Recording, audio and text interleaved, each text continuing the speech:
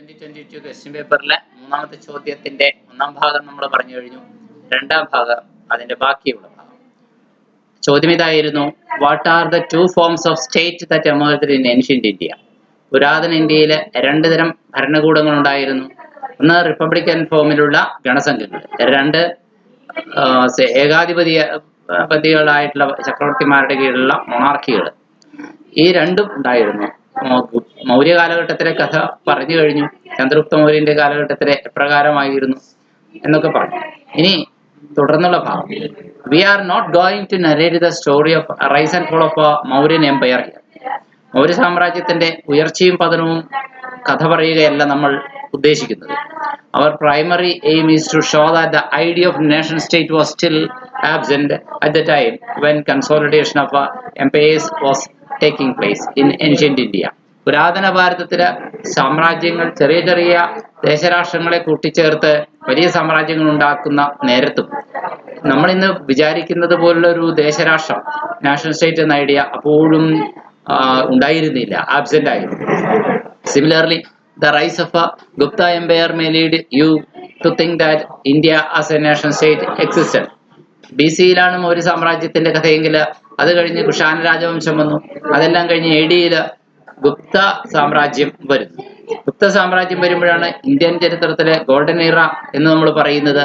ഗുപ്ത ചക്രവർത്തിമാരുടെ കീഴിൽ ചന്ദ്രഗുപ്തൻ ഒന്നാമൻ, സമുദ്രഗുപ്തൻ, അതിനുശേഷം ചന്ദ്രഗുപ്തൻ രണ്ടാമൻ അഥവാ വിക്രമാദിത്യൻ, അദ്ദേഹത്തിന്റെ കൊട്ടാരത്തിലാണ് നവരത്നങ്ങൾ എന്ന് പറയുന്ന പണ്ഡിത പ്രമുഖന്മാരൊക്കെ ഉണ്ടായിരുന്നത്. ഗുപ്ത സാമ്രാജ്യം അങ്ങനെ നോക്കുമ്പോൾ ഒരു വലിയ പ്രതാപത്തിന്റെ കാലഘട്ടമായിരുന്നു. ബ്രാഹ്മണമതം തിരിച്ചു വരുന്ന കാലഘട്ടം, ബുദ്ധമതവും ജൈനമതവും ക്ഷയിച്ചു കൊടുക്കുന്ന കാലഘട്ടം, ഇതൊക്കെയാണ്.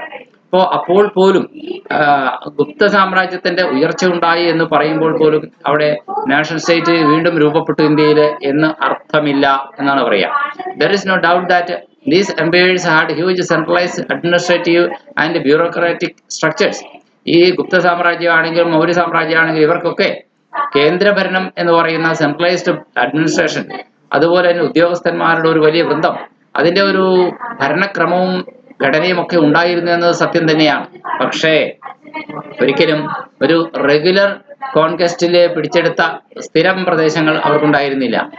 പിന്നെയോ, but the kind of political and economic consolidation brought out by the British colonialism was unparalleled in Indian history. പക്ഷേ ഇന്ത്യയിലെ ബ്രിട്ടീഷ് കൊളോണിയലിസം കൊണ്ടുവന്ന ഒരുതരം സ്ഥിരം രാഷ്ട്ര അതിർത്തി ഉണ്ടല്ലോ, അത് ഇതിനു മുമ്പുള്ള മറ്റൊന്നിനോടും താരതമ്യം ആവാത്ത രീതിയിൽ അത്രയ്ക്ക് വിപുലമായ ഒരു സംവിധാനമാണ് ബ്രിട്ടീഷ് ഭരണം നമുക്ക് ഇവിടെ കൊണ്ടുവന്നത് എന്ന് പറയേണ്ടി വരും. Till that time, അന്ന് വരെയും India as A national state was known existent. ഇപ്പൊ ബ്രിട്ടീഷ് കൊളോണിയലിസം വരുന്നതിന് മുൻപ് ഗുപ്തന്മാരായാലും അതിനു മുമ്പ് മൗര്യന്മാരായാലും അപ്പോഴൊന്നും ഒരു നാഷണൽ സ്റ്റേറ്റ് എന്ന രീതിയിൽ ഇന്ത്യ രൂപപ്പെട്ടിരുന്നില്ല എന്ന് തന്നെ പറയണം. ഒരു ദേശരാഷ്ട്രം എന്ന രീതിയിൽ ഇന്ത്യ രൂപപ്പെട്ടിരുന്നില്ല. അത് പിന്നെ എപ്പോഴാണ് രൂപപ്പെട്ടത്? അതെ, അത് ബ്രിട്ടീഷ് കൊളോണിയലിസത്തിന്റെ കാലഘട്ടത്തിലാണ്. It was during the colonial rule and the struggle against that the idea of India as a nation state strengthened. അപ്പോഴാണ് ഇന്ത്യ എന്ന ആശയം ശക്തിപ്പെടുന്നത്. British colonial rulers in two ways. British കൊളോണിയലുകൾ ഇന്ത്യയെ ഭരിച്ചിരുന്ന രണ്ട് വ്യത്യസ്ത രീതിയിലാണ്. ഒന്ന്, അവർ നേരിട്ട് ഭരിക്കും.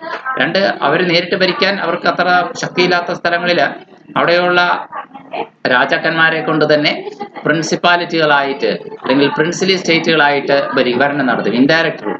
ഒരു വശത്ത് കൂടി direct rule, first direct rule in some states and then there was around 600 princely states which were primarily autocratic monarchies. പ്രാഥമികമായി ഏകാധിപത്യ ചക്രവർത്തിമാര് ഭരിക്കുന്ന സ്ഥലങ്ങളും ഉണ്ടാകാം. അപ്പോ the colonial governance and anti-colonial struggle have shaped much of the political process of the contemporary India. ഈ colonial ഗവൺമെന്റും അതുപോലെ തന്നെ കൊളോണിയൽ വിരുദ്ധമായുള്ള സമരങ്ങളും ഒരു വശത്ത് നടക്കുമ്പോഴാണ് നമ്മൾ ഇന്ന് കാണുന്ന സമകാലീന ഇന്ത്യയുടെ രാഷ്ട്രീയ പ്രക്രിയ രൂപപ്പെടുന്നത് എന്ന് പറയാം. The Second World War also contributed to the emergence of what today we recognize as national state. ചുരുക്കി പറഞ്ഞാൽ രണ്ടാം ലോക മഹായുദ്ധവും നമ്മളിന്ന് കാണുന്ന രീതിയിൽ ഒരു ദേശരാഷ്ട്രം എന്ന് ഇന്ത്യയെ വളർത്തിയെടുത്ത സംഭവങ്ങൾക്ക് കാരണവും കൂടിയാണ്. The war initiated feelings of belonging യുദ്ധം അതെ നമ്മൾ ഒന്നായി നിൽക്കണമെന്ന വികാരം ഉണ്ടാക്കിയെടുത്തു. മാർക്ക്ഡ് ബൈ റീഡിഫൈൻഡ് ടെറിട്ടറീസ്, പുതിയതായി അതിർത്തികളിൽ പുനർനിശ്ചയിക്കപ്പെട്ടു. എത്തനിക് ആൻഡ് കൾച്ചറൽ ഐഡന്റിറ്റീസ്, ഓരോ വംശീയമായ ഐഡന്റിറ്റികൾ, ഓരോ സാംസ്കാരികമായ ഐഡന്റിറ്റികൾ ഒക്കെ ആ സമയത്ത് ശക്തിപ്പെട്ടു എന്ന് പറയാം. ചുരുക്കി പറയുക, in short, ancient India was the emergence of a to primary type of state. Ancient ഇന്ത്യയിലെ നമ്മുടെ ചോദ്യം അതാണല്ലോ, ഏൻഷ്യന്റ് ഇന്ത്യയിലെ പ്രധാനപ്പെട്ട ആ സ്റ്റേറ്റ് എങ്ങനെയായിരുന്നു? ഒരിക്കലും ഒരു നാഷണൽ സ്റ്റേറ്റ് ആയിരുന്നില്ല. പിന്നെ ഒരു വശത്ത് ഗണസംഘങ്ങൾ എന്ന് പറയുന്ന റിപ്പബ്ലിക്കുകൾ, അഥവാ പല ചെറിയ ചെറിയ ഭരണാധികാരികൾ, അവരൊക്കെ കൂടിച്ചേർന്ന് കൂടിയാലോചന നടത്തി ഒരു പൊതുവായിട്ടുള്ള ഒരു റിപ്പബ്ലിക്കൻ ഫോമിലുള്ള ഗവൺമെന്റ് ഉണ്ടാക്കുന്നു. അതാണ് ഗണങ്ങൾ ചേർന്ന് ഗണസംഘങ്ങൾ ഉണ്ടാക്കുന്നു. ഗണങ്ങളുടെ ഒരു കൂട്ടം എന്ന് വേണമെങ്കിൽ പറയാം. മറുവശത്ത് വേറെ ചിലര് വലിയ ശക്തന്മാരായ ചക്രവർത്തിമാരുടെ കീഴിൽ മൊണാർക്കികൾ ഉണ്ടാക്കും.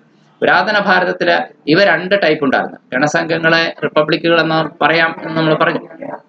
അതില് ഒന്നാമത്തേത് ഡീസെൻട്രലൈസ്ഡ് പവർ ആണ് അതിന്റെ പ്രത്യേകത. അധികാരം ഒരാളുടെ കീഴിലല്ല, ഓരോ ഗണങ്ങൾക്കും പ്രത്യേകം ഭരണാധികാരിയുണ്ട്. എന്നാൽ പ്രധാനപ്പെട്ട തീരുമാനങ്ങൾ വരുമ്പോൾ ഈ ഭരണാധികാരികളെല്ലാം ഒരുമിച്ച് ചേർന്ന് ഗണസംഘങ്ങൾ എന്ന ഒരു സംഘമായി ഒറ്റക്കെട്ടായി തീരുമാനമെടുക്കുന്ന ഒരു ശക്തിയായി രൂപപ്പെടുകയും ചെയ്യും. Ganasanghas were tribal republics which were power was decentralised. അവിടെ അധികാരം പല ആൾക്കാരുടെ കയ്യിലാണ്. ഡീസെൻട്രലൈസ്ഡ് ആണ്, കേന്ദ്രീകൃതമല്ല, വികേന്ദ്രീകൃത ഭരണമാണ്. And rested with the people on their elected representatives, ആളുകളുടെ തെരഞ്ഞെടുക്കപ്പെട്ട പ്രതിനിധികളിലാണ് ഉണ്ടാവുക.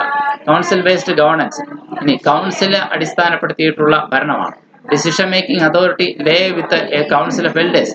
അപ്പോ തീരുമാനം എടുക്കാനായിട്ടുള്ള അധികാരം എന്ന് പറയുന്നത് മുതിർന്ന ആളുകളുടെ, അതായത് മുതിർന്ന പൗരന്മാരുടെ ഒരു സമിതി തന്നെയുണ്ട്. ആ സമിതിയാണ് തീരുമാനമെടുക്കുക. നേതാക്കന്മാരും ഉണ്ടാവും, അവരുടെ പ്രതിനിധികൾ ഉണ്ടാവും. ഒരു സിംഗിൾ മൊണാർക്ക് അല്ല, ഒരു ഒറ്റ സ്വേച്ഛാധിപതിയായ ചക്രവർത്തി അല്ല തീരുമാനമെടുക്കുക ഗണസംഘത്തിന്റെ കാര്യത്തിൽ. പിന്നെ ഗോത്രങ്ങളുടെ തീരുമാനങ്ങളും ഉണ്ട്, ട്രൈബൽ അഫിലിയേഷൻസും ഉണ്ട്. ഗണസംഘങ്ങൾക്ക് ചില ഗോത്രങ്ങൾ അവരുടെ ഭാഗമാണ്. They often formed by tribes or groups of people which shared cultural, linguistic or ethnic ties. സാംസ്കാരികപരമായ ബന്ധങ്ങൾ, ഭാഷാപരമായ ബന്ധങ്ങൾ, സാംസ്കാരികപരമായ ബന്ധങ്ങളൊക്കെ ഷെയർ ചെയ്യുന്ന പല പല ട്രൈബുകൾ ഉണ്ടാവും. ആ ട്രൈബുകളുടെയൊക്കെ ആശയങ്ങളും കൂടി ചേർത്തിട്ടാണ് ഈ ഗണസംഘങ്ങളുടെ ഭരണം നടത്തുക. അപ്പോൾ ട്രൈബൽ അഫിലിയേഷൻസ് ഉണ്ട്. Example, the Licchavis, Mallakas and Shakyas were notable ganasanghas in ancient India.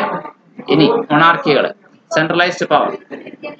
മൊണാർക്കീസ് on the other hand, ചക്രവർത്തികൾ അല്ലെങ്കിൽ ചക്രവർത്തിയുടെ കീഴിലുള്ള ഭരണപ്രദേശം ഒരു വശത്ത് were characterised by centralised power, കേന്ദ്രീകൃത ഭരണം അവരുടെ പ്രത്യേകതയായിരുന്നു. With the king one or more monarch holding supreme authority, രാജാവിന് അല്ലെങ്കിൽ ചക്രവർത്തിക്കാണ് അന്തിമ തീരുമാനം എടുക്കാനുള്ള അധികാരമുള്ളത്.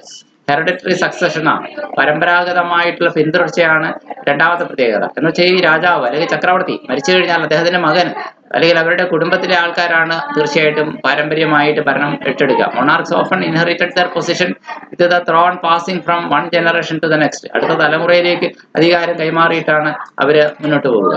അവസാനമായിട്ട് ബ്യൂറോക്രാറ്റിക് അഡ്മിനിസ്ട്രേഷൻ ആണ്, ഉദ്യോഗസ്ഥന്മാരെ താഴെ അപ്പോയിന്റ് ചെയ്തുകൊണ്ട് ആണ് ചക്രവർത്തി ഭരണം നടക്കുക. Monarchies typically had a more complex administrative system with officials and bureaucrats. അവരുടെ കീഴിൽ കുറെ ഉദ്യോഗസ്ഥന്മാരും ഉദ്യോഗസ്ഥ വൃന്ദവും ഒക്കെ ഉണ്ട്. Managing various aspects of governance, ഭരണത്തിന്റെ പല വശങ്ങൾ അവരാണ് കൈകാര്യം ചെയ്യുക. എക്സാമ്പിൾസ്, മൗര്യൻ സാമ്രാജ്യം അങ്ങനെയായിരുന്നു, മൊണാർക്കി ആയിരുന്നു. മൗര്യ ചക്രവർത്തിയാണ് ഏറ്റവും തലപ്പത്ത്.